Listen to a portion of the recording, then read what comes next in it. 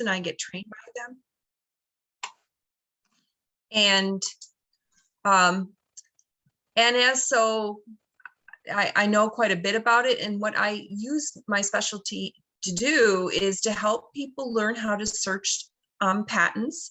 And we're going to hear later from Kyle. And when he first started out with his invention, at the very beginning, they came and talked to me to search whether something like theirs had been invented. So that was a long time ago. But it seems not too long ago, but that's one thing that I can help people with. Another thing is, if you are in business, an important thing is to come up with a good name for your product or your company. And I can help you learn how to search trademarks and find out whether that name that you want to use is being used by someone else. And I can help people contact the patent or trademark office if you have like a certain issue or problem. So that's what I do. That's awesome. Thank you. And I hope if anybody has questions, please, you can start putting them in the chat, and then we'll get to it when we, after Kyle and Dr. Carey White have a discussion. With that, Dr. White, please. Thank you. Thank you. Thank you all for being here. My name is Carey White. I am the Executive Director for the Morris L. Hayhurst LaunchLab. We are located in the Evansdale Crossing on the third and fourth floors now. We have our LaunchLab facility, which is really our creative space, on the fourth floor, and the third floor is our Maker Lab and prototyping facility. We are the Student Applied Innovation Center. We are available for every student, no matter your academic discipline or level in education.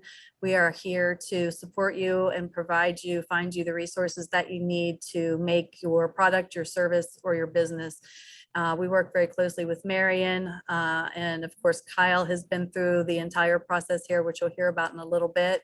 But we're a team of about 12 people now, and we really try to work with student entrepreneurs and innovators from ideation all the way through commercialization, if that's the route that you choose.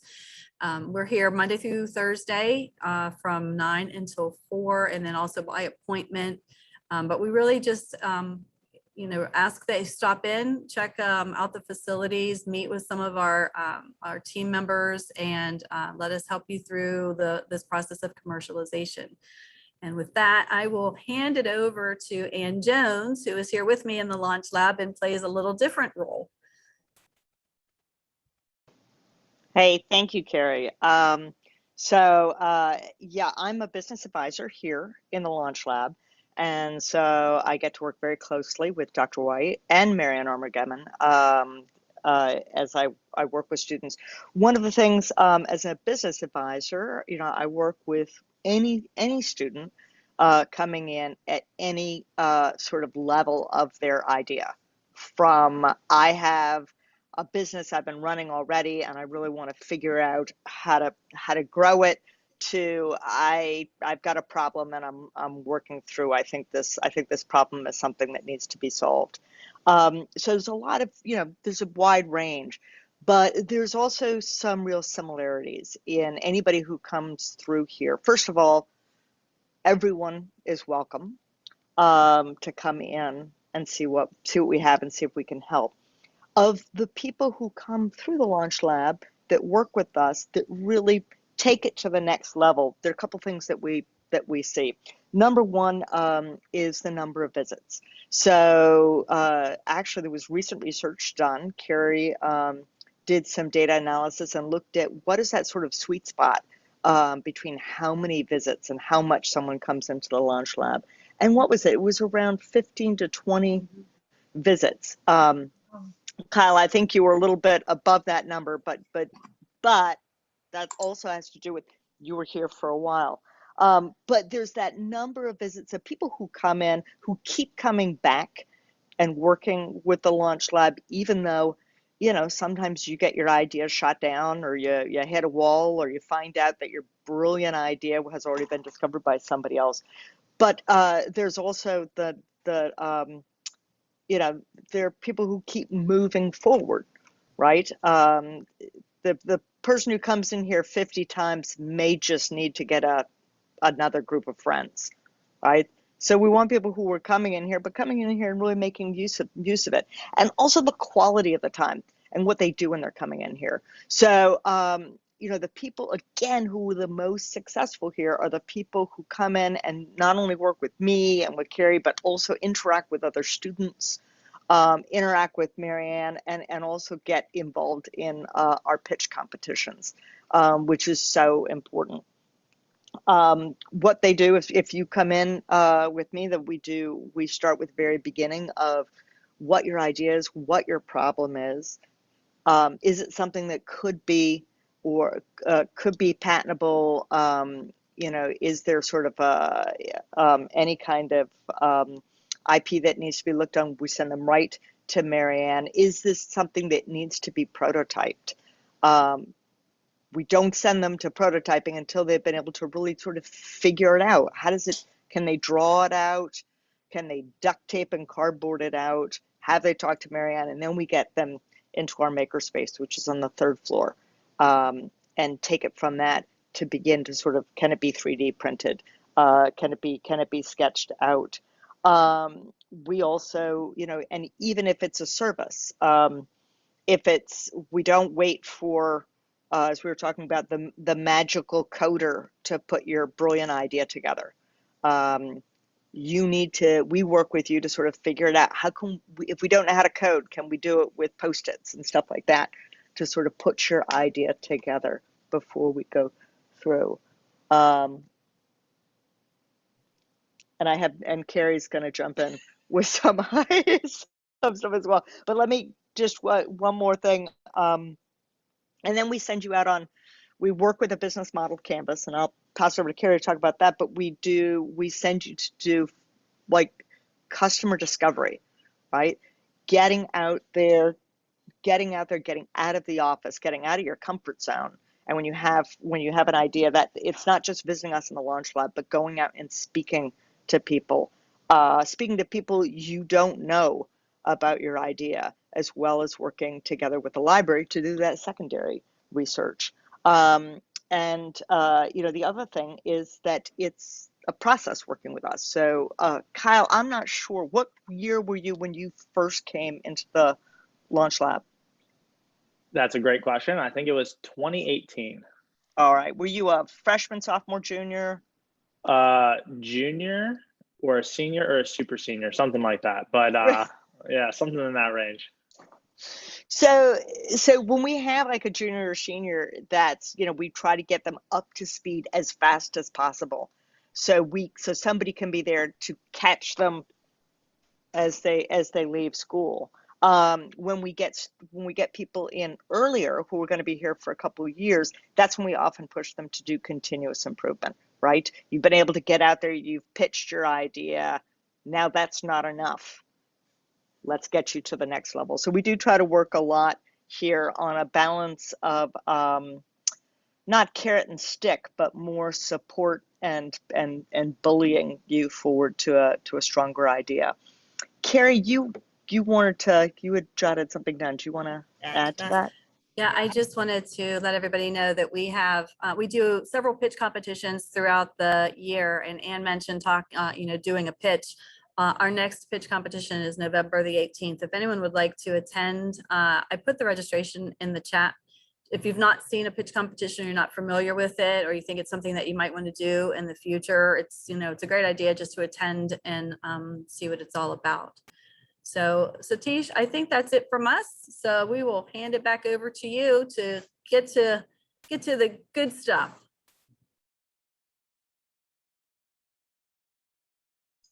Yeah. So with that, again, the format of how we want to understand what Kyle did and how he did it and so on is more of a discussion between Dr. White and Kyle.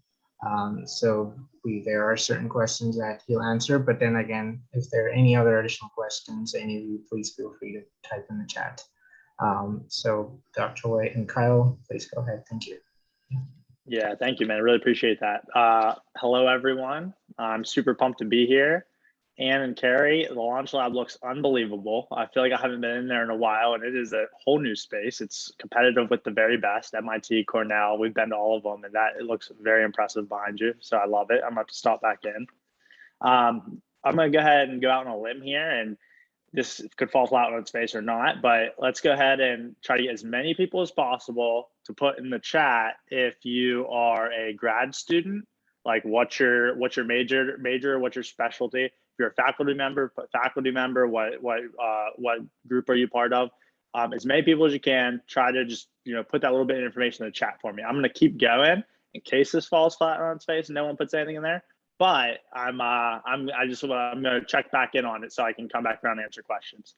So I want this to be more of a dialogue. I messaged Carrie and Satish about this. I prefer it to be a two-way conversation between one, me and Carrie at first, and then two, between me and you guys. A 20-minute segment to tell the story, or else I could talk for hours.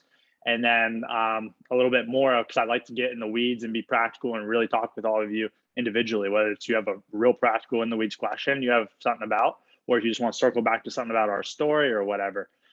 So I'm going to start out with just a very brief kind of attempt at a 5 to 10 minute story briefing about our arc and what we did, when we got started, how we did it. And then I'm going to say, Carrie, you jump in and start, your own bit of question and answers, help me, string together all the circus and craziness. And then we can go Q&A with you guys from there. Real quick, I'm looking at the chat. Digital marketing, public administration, entrepreneurship, librarian, MSc. Nice. Leadership, cancer cell biology, good stuff. Some deep tech stuff. Awesome.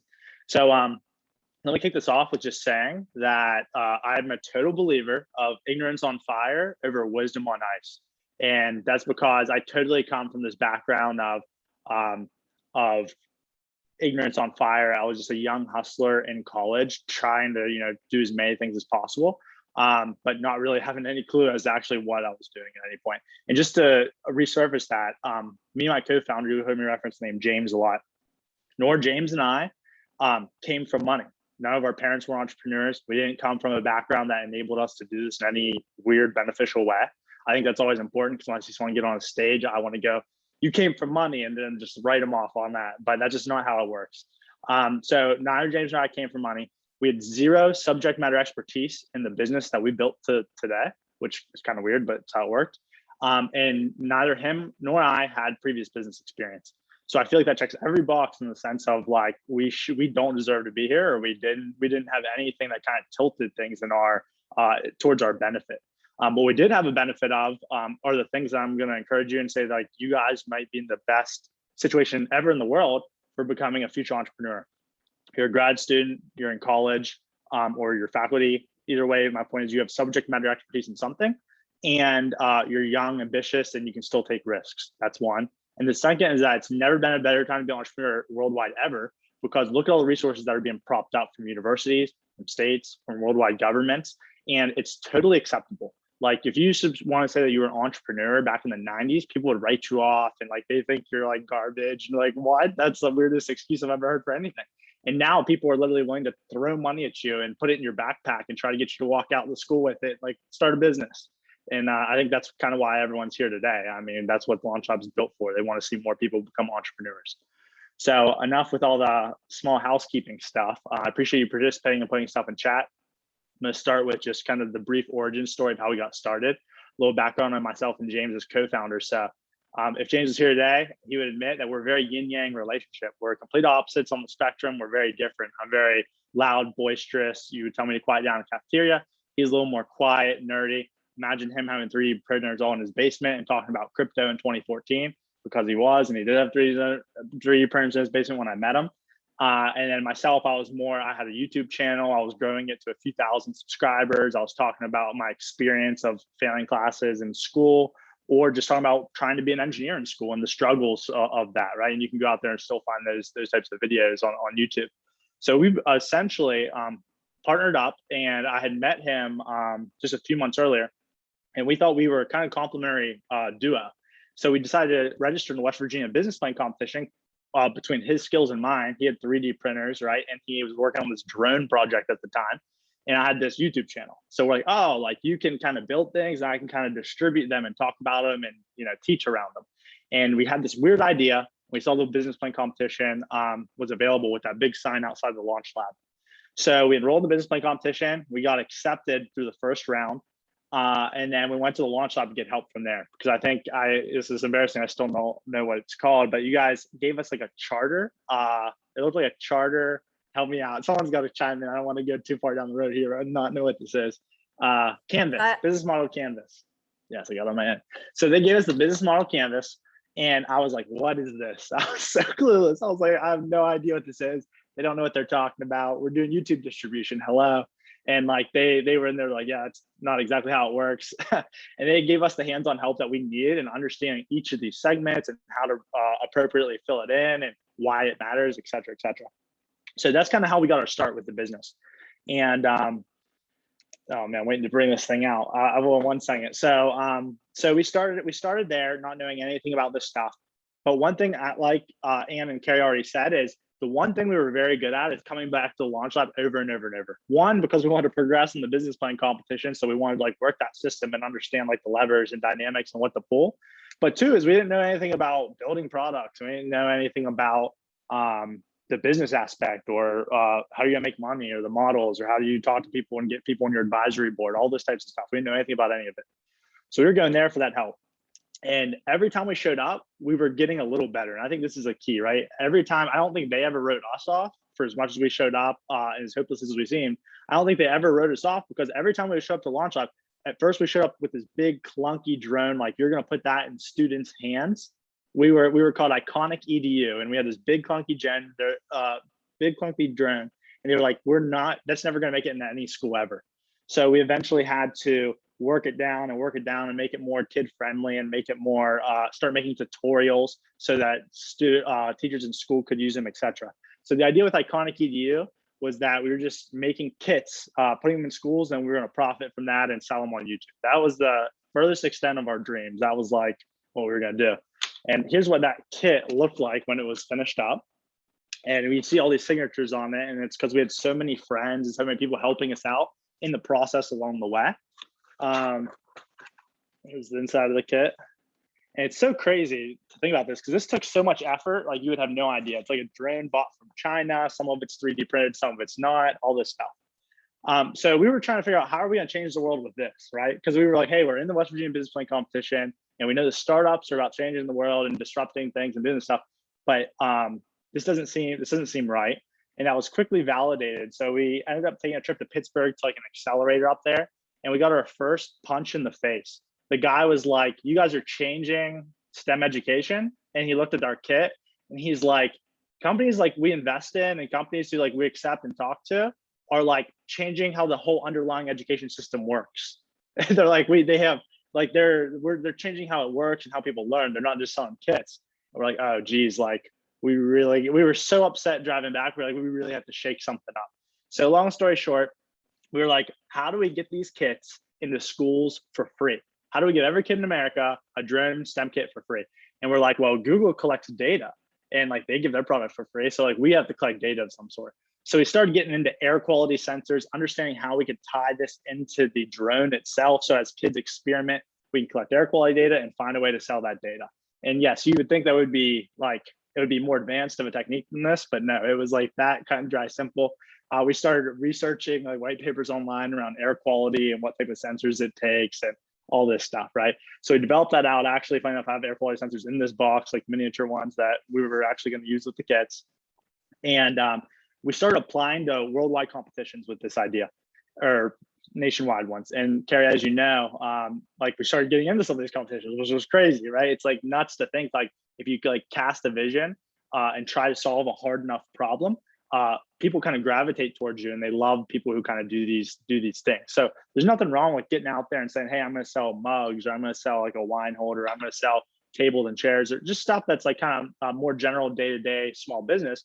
But in terms of like attracting investor interest, in terms of attracting like people's interest from all over the world, and they're going to be inviting you to things, they want you to present on these things, you have to kind of cast a big enough vision with a hard enough problem to solve that it's like attractive and not as simple.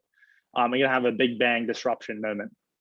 So how did we get all this money in the first place? We started participating in LaunchLab competitions, right? That was a big deal to us.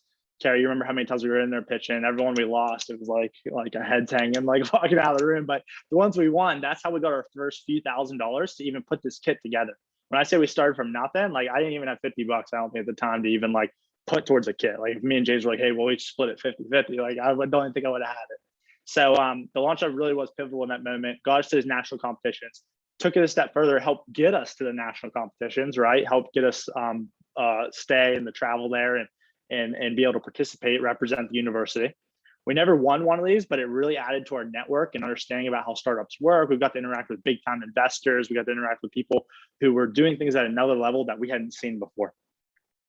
So now I'm just gonna kind of skip a few steps here. I'm just gonna say pivot is the name of this chapter, because we didn't understand anything about this stuff. So in the pursuit of solving this problem of free education and giving kits to everybody, we were quickly realizing that we didn't know anything about air quality or collecting air quality data or who we're going to sell it to and how this works and what type of instrumentation does it take? Is it scientific? It sounds scientific. All these questions, right? So over time, the pivots that we started making, and keep in mind, I'm condensing 6-8 months down to a few sentences. We ended up going from just STEM kits to STEM kits with air quality sensors, to STEM kits with air quality sensors, to we're going to give STEM kits to a high school and we're going to put an industrial sized drone on their property. And that industrial sized drone is going to take off once a day and collect air quality around the school. And then we're going to sell that. Obviously that doesn't work. That just isn't how the world works. That's like, no one wants to buy that data. It's not important. So we started saying, well, what data do people want to buy? So we started attaching methane sensors onto drones because oil and gas companies and different organizations tend to have leaky emissions. And we're like, wow, if we can help these companies identify where these spots are, that sounds very valuable and very lucrative. And now we can afford to give these kits to schools for free. And then it gets to this point of like business, and we get to this point where, oh, we now have two businesses. We have Iconic Air, which is this drone flying around and collecting air quality data and monitoring for methane. And then we have these kits. And at some point along the lines, we just had to say, listen, like we're just a struggling startup.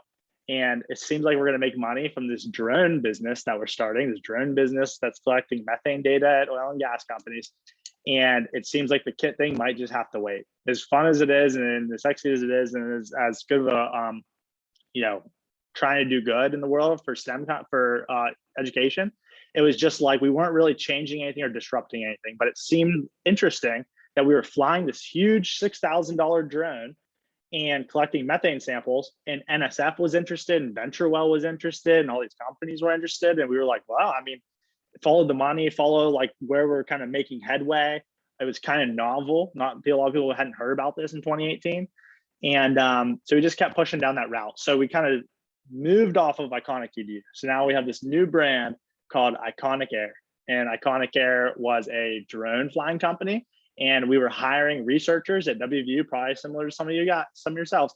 And we were hiring them to make us a sensor, like a sensor board, like literally like wiring everything together, putting novel sensors on board, doing all this stuff.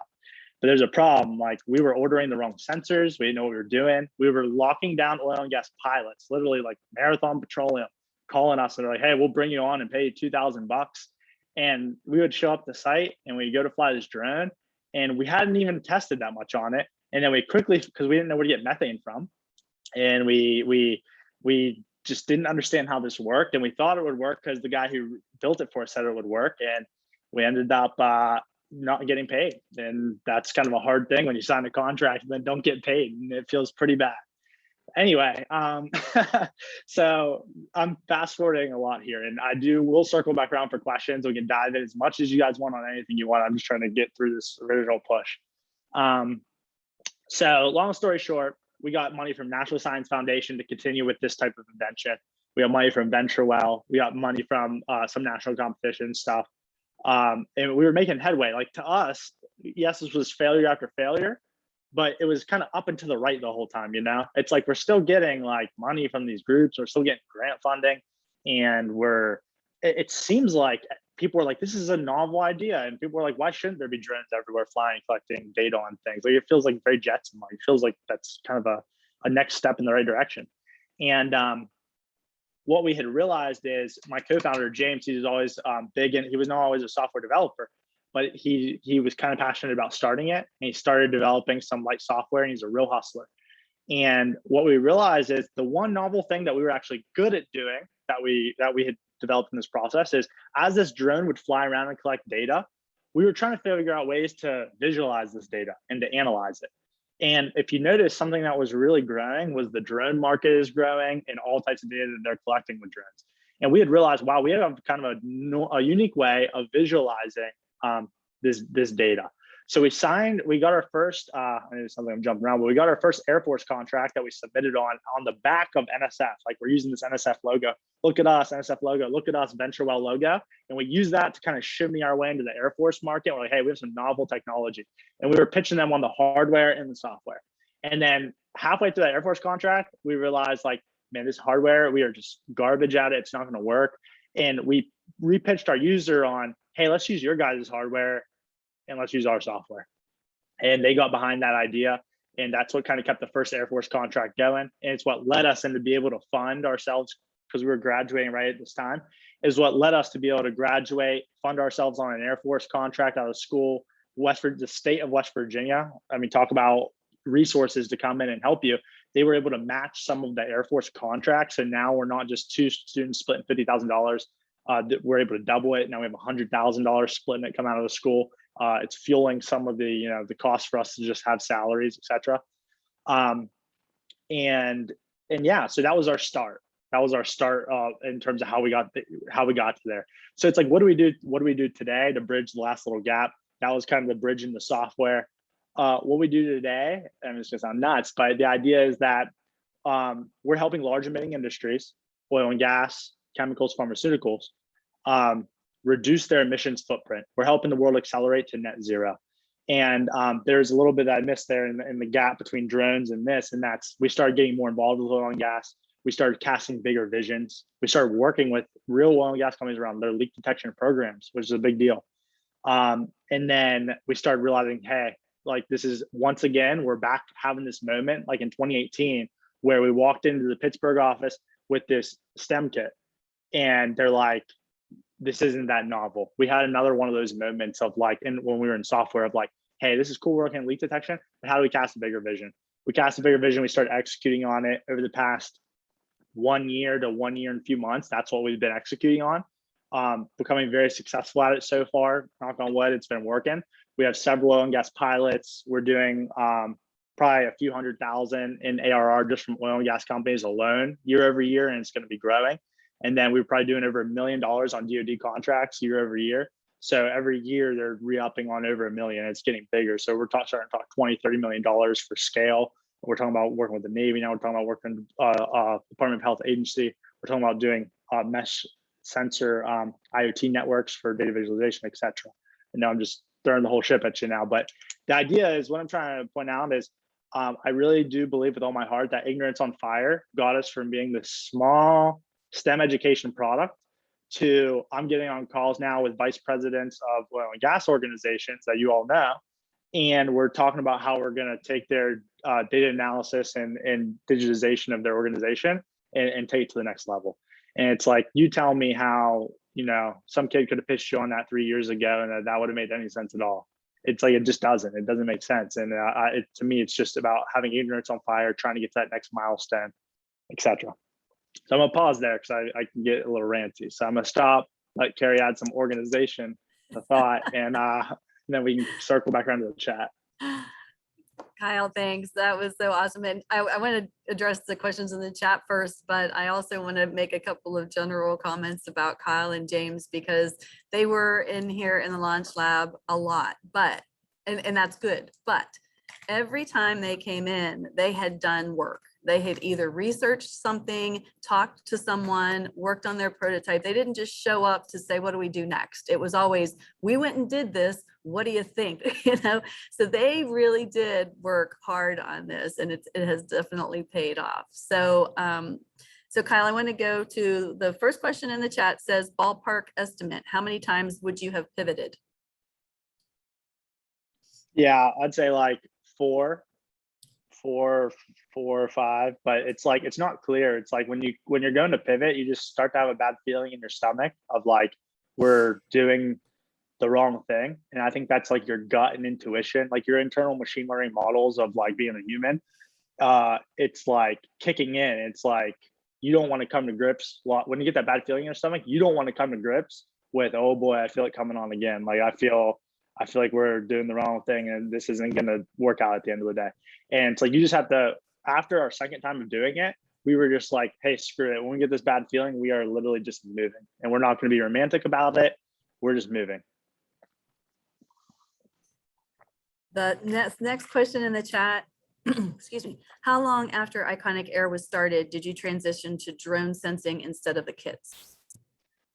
Yeah, I mean, after Iconic Air was started, did you transition to drone sensing? Yeah, I mean, that's tough. We were really holding on to it for a while, because that's, so like when you go to national competitions and you can say in your leading line, we weren't doing it for this reason. I think we got caught up in some of the hype. That's, I mean, it just happens. It can happen to you, right? You start winning competitions or you get wind, they want to fly you to, we haven't traveled that much in our lifetime before starting this company.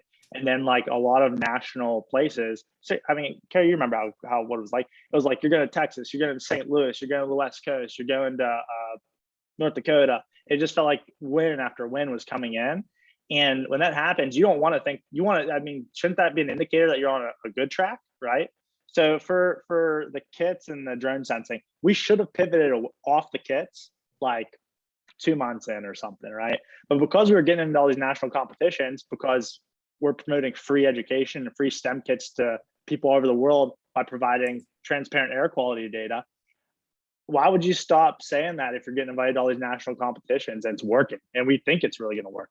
But as soon as like that hype train stopped, like a month or two later, we were like, oh geez, this isn't gonna, I mean, it's not gonna work. Like that's not, it's too hard to bridge that gap. So we just started saying, hey, we're gonna graduate soon. We need to start making money. So it was like, hey, we have to go full drone sensing. We have to focus on putting the sensors on drones and find a way to make revenue from it. Well, that was a perfect segue into my next question, was your cost and revenue model. How did you guys work that out? What does it look like? And then how did you figure out your pricing structures? Because those are always questions that innovators struggle with. Yeah, I mean, here's the catch is there's very competing thoughts on this topic, right? One, if you talk with startup founders, their input on this versus like talking with an incubator and an accelerator or education people, it's very, very different. So like my answer to this is we are still to today working on our cost model. I'm on a call this morning with Marathon and they're asking for cost stuff and I'm kind of spitballing ideas and I'm watching their reaction. And if they give me a yes too soon, I'm like, damn, like we should have like we had a little wiggle room upward for that, right? And that sounds silly, but you can model it out a little bit, right, based on value. But at the end of the day, if you want a real answer, like not just writing it on paper, like you just have to say it to a customer and see what their feedback is. Our cost, the revenue model still doesn't work today. And we don't need it to work right now. That's the catch, right? It's like at a startup, if you're a high growth, high tech startup, you don't need to be profitable in the first X amount of years. That's your bet. Your bet is you're going to disrupt the market by being not profitable for so many years. And you're going to be the new legacy systems that are going to stand the test of time. And that's how you're going to become profitable. And it's hard because you really don't have any benchmarks, right? If you're new in a new field or a new industry or a new company, you don't have a lot of benchmarks to follow. You kind of just have to swing for the fences and hope that people will pay you. 100%. And yeah, 100%. And that can be scary, right? It's like, I can't tell you how many times we still spend. It seems like they're going to sign a contract this month. And here we are 6 months later and like somehow they're playing kick the can or someone's doing it, right? And that's when you just have to be very meticulous about, you have to be honest with yourself, right? I mean, that's the thing that we all have to be in this entrepreneurship journey. Not to sound too robotic, right? You have to have a vision. You have to feel very good about it, right? You got to be able to walk into a room and really believe it, really pitch it and give it your all. But when the data comes in from what clients are saying or what it is, the data is the data. Like you have to objectively look down at it and say, listen, people don't want this. People don't like this, right? And I want to say one more thing actually, because I think it's very interesting. looking back on everything that we've done so far, we have actually been on top of 2 or 3 different billion-dollar markets, and we just didn't know it at the time. I mean, it sounds ridiculous now, but you can't talk about it until like time passes long enough, and then you look back and you go, holy cow. So like, Carrie, one time we were with Danny and we were coming into the LaunchLab, and I remember having like this real, like, I probably just drank too much coffee and my brain was going nuts. And I was like, oh my God, we got it. Like, as if like I'm like Picasso, I came up with some new revelation or something. I was like, oh my gosh, I got it. But it was kind of logical. It's like drones have low battery life, and they are going to need the land they have to keep recharging. That's like the bottleneck in the drone world. It's like batteries aren't big enough. So we're going to create drone garages and lay them out all across facilities. We're going to create drone garages where the drone automatically lands and it self-charges. It's logical, right? And I remember that happened, and we looked it up online, and we only saw one in the world. We're like, whoa, we are early. Like, this is awesome. And you know, we were building software for it. We were doing different stuff for it. And now, that was 2 years ago, probably. And now, if you stop now and look back, that stuff is just now becoming commercialized and getting funded with hundreds of millions of dollars.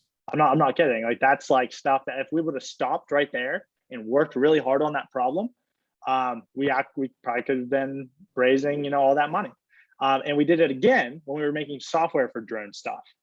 The software market, Verizon started making products. They raised billions of dollars. I mean, we could have done the same thing there. We just didn't know because we were moving so fast.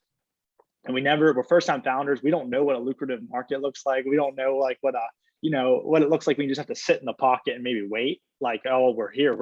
We're in front of the market maybe. And that's why we're doing what we're doing right now. Like, we're a little ahead of the market in terms of this net zero stuff and getting oil and gas companies on board.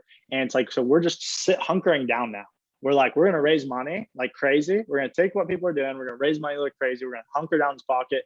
And we want to be the next brand that is like Cisco for oil and gas, or like the idea is like we're this huge legacy software brand that's going to help the world transition to a net zero future. Like, that's the general pitch. And we think we can do it. It's just a matter of playing the long game. I have more questions, but I want to get to the chat questions first. What helps you to make good decisions under uncertainty? We have some advisors that we go to, right? Like, you have to, you know, test these ideas. Having a co-founder is probably the biggest thing ever, right? I look to James for everything.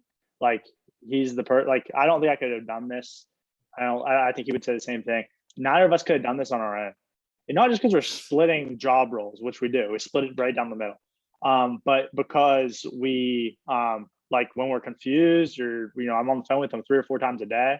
And it's like, when we're confused or want to bounce ideas off each other, we do it to one another. It's like a sanity check, right? We all have the same data.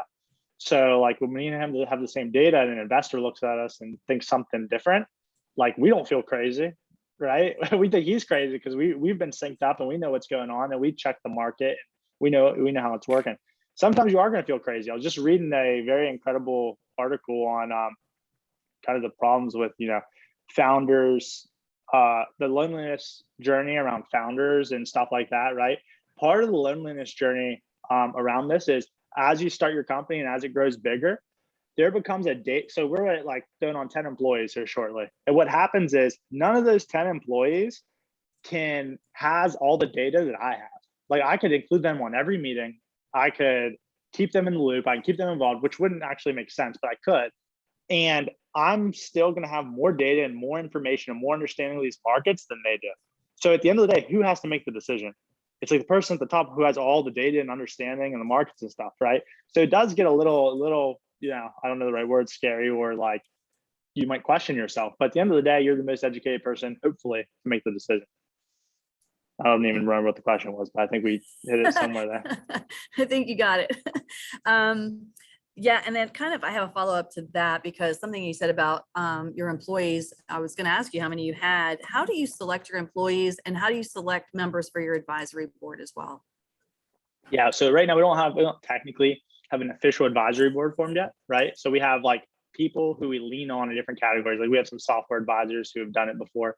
We have oil and gas advisors who have been experts in there, and then all these different things.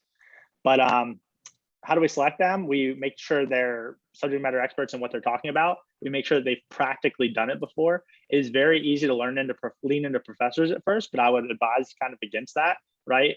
Because let's say that, actually maybe make that a next question around like education and commercialization. But employees, I mean, it's same thing. It's hard. We go off recommendation, right? So our first 2 hires, me and James, right? He runs the technical side, I run the business side. Our first technical hire was almost a mentor who just believed in our vision so much, and he's in his mid-30s, is a millionaire already sold a company, already had done it once. He was like our immediate hire, and now he's the expert, and he helps us hire the next 2 people because he knows more about this than we do, right? On the business side, we hired a guy with 15 years experience from BP. How did we lock that in? Why would he want to join 2 20-something-year-olds in this journey? He was a mentor to start, same almost as the technical story. And then through being a mentor and seeing the hustle and the progress and the vision and believing in the founders, it got him on board. So when investors come to us and talk about, hey, one of the things that we're concerned about with you guys is, are you going to be able to attract talent that's going to be able to grow this company to a $100 million company? It's like we use these 2 guys as early data points, and how like we're going to be able to go bigger and better beyond these people, even because it's just people have believed in our vision and our hustle to this point. And another question in the chat, what are your learnings from Meeting VCs or from pitch competitions? Yeah, the VC and pitch competitions, it's kind of weird. It's this weird thing. It's like you want to optimize for winning both, right? But just know that they're not the same. Okay, so you want to optimize for winning, right? So it's like school and the real world kind of thing, right? It's like optimizing your GPA doesn't mean you're going to have success in the real world. Hopefully there's some correlation there, and hopefully you can get them both and it works out well, but it's not necessarily a direct overlap. So same thing with startups and VCs. Like, it's so funny how you might win a startup competition, but then you go ask that person to invest money and they won't invest money. It's like, well, that for some reason felt wrong or didn't feel like it aligned with how I thought it should. And that just is what it is. So startup competitions to me are practice in communicating your vision, because you have to have an exciting vision to get people on board who want to work for you. And you have to have an exciting vision to raise money from VCs, right? So don't judge the startup competition. So like, say I'm pitching to Carrie and Ann on the startup competition. I could spin wheels all day on technical words and things that like they might not know and pitch this big market. And it might not be 100%. They kind of have to take me at word, right? And there's like this kind of mutual agreement that I'm not just lying on every slide. So keep that in mind, that like you could have false thing. We won the West Virginia business plan competition, and we didn't know, but we definitely had some wrong information in there, and we didn't know for sure in terms of like market value. And so it wasn't that. It was like we had assumptions in there around like how to collect air quality, and some of it was wrong. So anyway, my point is that startup competitions and VC money are not equivalent. The learnings from the VC side is it's formulaic, just like school or anything else. Hit their optimization numbers, right? I mean, we don't have time to talk about it all right now, but if you look it up online, it's very clear, right? And just make sure you're ready to hit those numbers. Kyle, going back to the pitch competition circuit, questions that we get from students all the time. How much information should I share about my technology and my innovation? Because I don't want someone to steal my ideas. Did you run into any of that, or did you have to protect yourself from any of that? Yeah, I have a very one-sided view of this, and I'm not talking about like, let me exclude the side of like, who in here said they do like cell cancer research, cancer cell biology. Emily Rice. So Emily, this is a great example. So like, say Emily, like it has this like world-changing technology, and it's like a methodology or some way that she looks at cells to be able to understand like what's happening with cancer and how it's growing. I maybe wouldn't include every little detail about that in the thing, right? But if you're doing anything else besides that deep of like nuanced methodical stuff, I am hardcore on like transparency. If you think people are going to take your ideas, you're probably you're not understanding how the world works, or you're just losing, and like you don't want to tell people your idea because it really just be a losing idea and you don't want to face it. Like, it's like I hardcore go like, we tell people what we're working on all the time. and we don't think people can keep up with us. We don't think it's fast enough. Some people would go against me on this. So I just want to, ostracize that. But we've hedged on being transparent the whole way through. But we've also been in front of markets, right? We haven't been like in a super hyper competitive environment that, we're giving up something. So I go in the direction of, we'll tell everyone everything. And it's like, keep up with us, that type of mentality, unless it's like an IP move or something, then whatever. Yeah. So what's the next big thing for Iconic Air? What direction are y'all moving in now? Yeah, I mean, on a day-to-day basis, we're just locking down more oil and gas pilots, trying to get more customers. On the DoD side, we're doing some really fun stuff, honestly. It's fun stuff. We're doing like IoT mesh networks. So imagine sprinkling like 50 to 100 to 1,000 sensors in like manufacturing centers and forests in, like, for example, Northern California for detecting wildfire. We're like ingesting and summarizing and giving feedback and running algorithms around these thousands of sensors, which is awesome, right? But our main mission, like what you're going to see us raising money on here very shortly, we've only had a pre-seed to date, which is great. We did $150,000 or $175,000 pre-seed, and the rest has been funded all through like the money we've been making. But we are probably going to go out there and raise a $3 to $5 million seed round to give us like an official valuation, and to help cast a bigger vision. We need more people on our team who are very ambitious about helping the world go net zero more quickly.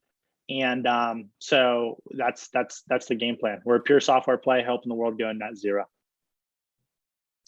We have more questions, I think, popping in. Yeah, you have a couple more questions in here. What is your goal for the next 5 to 10 years?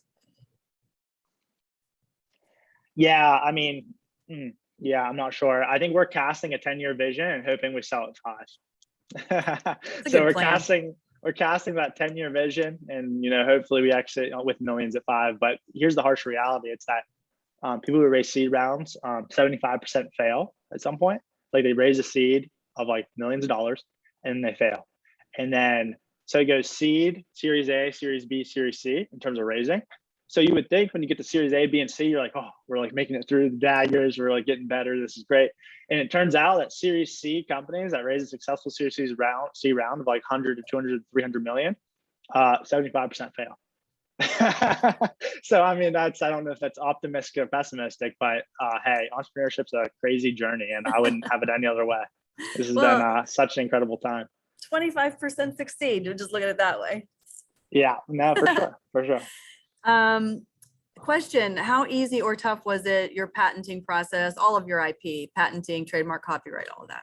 Yeah, we didn't. So when we worked with Marianne at the patenting office area and researching it, that was when we were on the hardware side, and we thought whether it was going to be an IP play or a patent play. I'm pretty sure we did go through with the first one. I think it's so long ago, it's hard to remember, but we did go through with one of them, like a preliminary, I forget what they even call it, like a preliminary patent, something that just says, hey, we're like working on this type of thing. The provisional, yeah. Provisional, that's what it was. We did the provisional. And then because we pivoted out of it, we didn't have to continue. Everything we do is trade secret oriented now, which is very standard in the software industry. Also, guys, if you want to say something in chat, we still have a few minutes here. Feel free to go extremely practical if you want. I wrote down a few things here on the extremely practical side. If anyone is interested in like super getting involved in entrepreneurship, I know the LaunchLab provides phenomenal advice and phenomenal help. And then you guys have set up an NSF iCore entire node and system, and you guys have like upped it over time, right? Yeah, we have. We're still with Cornell hosting us, but we're doing, I think, 4 classes a year now. So, and we have 7 instructors. So we're growing it. Yeah, so we went through that, and I would 110% advise going through the NSF iCore program. It forces you to get off of your hands and get off your butt and to like make phone calls and go talk with people and talk with users, which is arguably maybe the single most important piece of advice anyone could ever give you.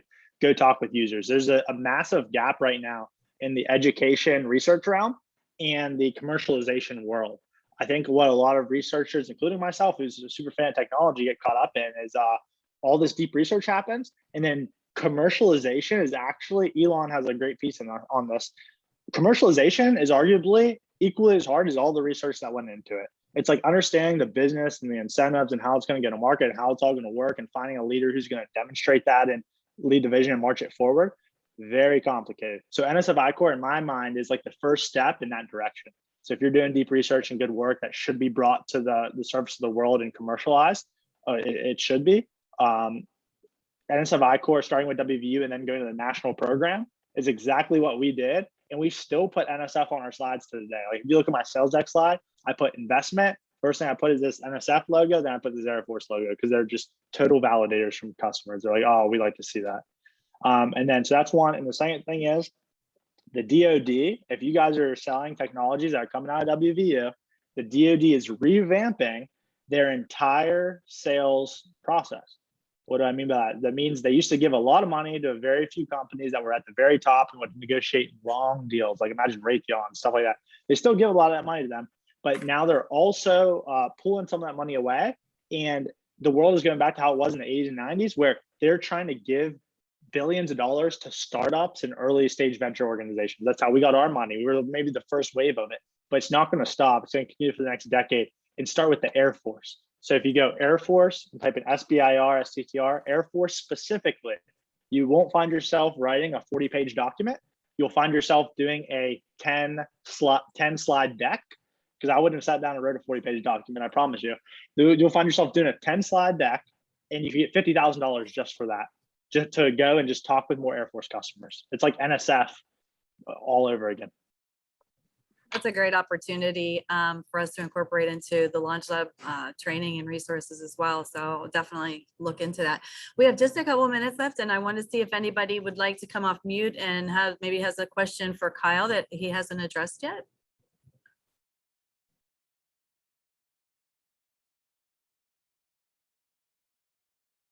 Wow, no takers. Unbelievable. This is crazy. They like to What's put them in the going on? chat, I guess. No way. Someone's got to give one question. I cannot have this. This feels horrible. I was going to come off mute earlier, but I didn't know if I was supposed to or not. So when you were talking about giving yourself a visual representation of all your sensors and stuff, how did you end up doing that? What is that? I know you talked about the processes, but what's that final point at now? Are you giving them graphs? Are you giving them, how does that look? In terms of like the drone stuff, like we would, survey an area with a drone, and then we would show them the data on it, right? Yeah. Yeah. So it was simply, I don't understand are you more interested from the tech side or just a high level? Just overall understanding side. Yeah, overall understanding. So basically imagine Google Earth, right? We have a software built up now. So or even at the time, James, my co-founder, was just getting into some of the tech stuff, right? So we had a very, very simple few lines of code that would run Google Earth, and then it would take the data. Like imagine a drone flying in the air, okay? And every 1 foot, it would like take a sample of the air. It's like, oh, let me see what the air quality is here and here and here.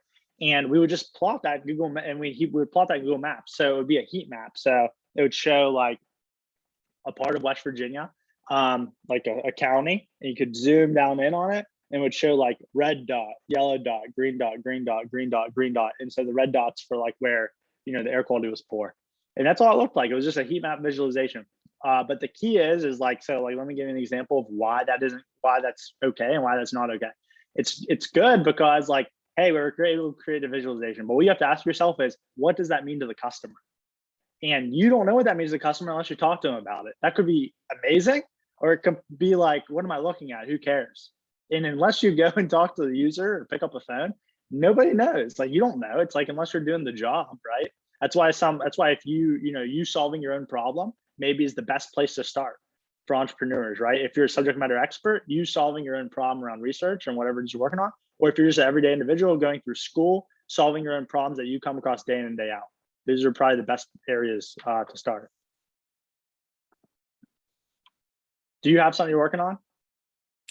No, not currently. I'm a marketing student. I'm about to go into sales, so just interested. Hell yeah. Well, that's awesome. All right. Well, I think with that, we're about out of time. Kyle, I want to thank you so much for being here. It's really great to see you. You'll have to come in person sometime. And Kyle didn't brag on himself, but they were featured in Forbes 30 under 30 2 years ago, was it? A year ago, I think it A was. year It's ago. pretty recent still. Yeah, we talk about it just about every day here at WVU. Hey, keep leveraging it. Honestly, that's how we use it, right? If it's blowing up your ego, that's a bad sign. But if you're using it for validation and to keep bringing in money, keep doing it. Yeah, awesome. Thank you. Satish, I'll pass it back over to you if you have final comments. We will look forward to hosting this recording on the GPSS website somehow. And share it again. And again, I don't want to. So as Kyle said, Kyle, feel free to connect with Kyle. And again, Kyle, in the invitation, I actually shared your LinkedIn profile. I'm not sure how many LinkedIn requests you got, but anyway, thank you for your time, Kyle, and thank you for LaunchLab and everybody. As I said earlier, I'm also being involved working with LaunchLabs, and it's been an interesting experience. So yeah, I would highly recommend working with them. And with that, I would like to thank you all, and thank you, Dr. May, for organizing and helping out with from the OGL office, and thank you, GPSS officers. Thank you. Thank you, everybody. Thanks, everybody. Thank you. Bye-bye. Thank you.